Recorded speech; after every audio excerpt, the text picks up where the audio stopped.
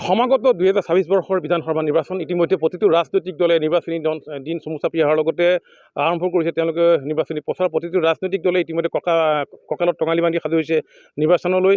এজিবিয়ে কওক বা বিজেপিয়ে কওক বা কংগ্ৰেছে কওক, প্ৰতিটো ৰাজনৈতিক দলে ইতিমধ্যে প্ৰচাৰ ব্যাপক ৰূপে তেওঁলোকে চলাইছে।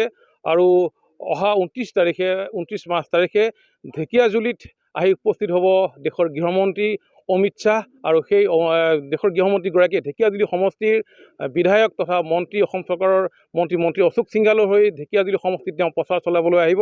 আৰু ইতিমধ্যে মই দেখুৱাইছোঁ এনেধৰণে আচলতে সজাই পৰাই তোলা হৈছে ঢেকীয়াজুলি যি চাহ বাগিচাৰ খেলপথাৰ, এনেধৰণে সজাই পৰাই তোলা হৈছে। ইতিমধ্যে এটা প্ৰস্তুতি চলি আছে। অহা 29 তাৰিখে দিনৰ 11 বজাত দেশৰ গৃহমন্ত্ৰী অমিত শ্বাহে মন্ত্ৰী অশোক সিংঘালৰ হৈ ঢেকীয়াজুলিত প্ৰচাৰ চলাবলৈ আহিব। বিজেপিৰ যি নিৰ্বাচনী সভাত তেওঁ আহি উপস্থিত হ'ব। প্ৰায় 50,000 মানুহ ইয়াত সমাগম হোৱাৰ কথা ইতিমধ্যে আমি জানিব পাৰিছোঁ। 29 মাৰ্চ তাৰিখে আগবেলা ভাৰতৰ মাননীয় গৃহমন্ত্ৰী অমিত শ্বাহ ডাঙৰীয়া ঢেকীয়াজুলি সমষ্টিত নিৰ্বাচনী প্ৰচাৰ চলাবলৈ উপস্থিত হ'ব। স্থান ঢেকীয়াজুলি চাহ বাগিচা ফুটবল গ্ৰাউণ্ডত হ'ব। আৰু তেখেতৰ আগমনৰ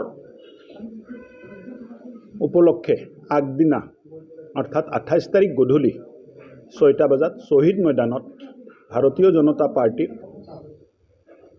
মহিলা সংগঠনে মহিলা মৰ্চাই প্ৰায় 3000ৰো অধিক চাকি বন্তি জ্বলাই তেখেতৰ সুস্বাস্থ্য আৰু তেখেতক আদৰিবলৈ তাত এটা কাৰ্যক্ৰম কৰিব। এই কাৰ্যসূচীত আমি ভাবোঁ যে 50,000ৰো অধিক জনগণে অংশগ্ৰহণ কৰিব।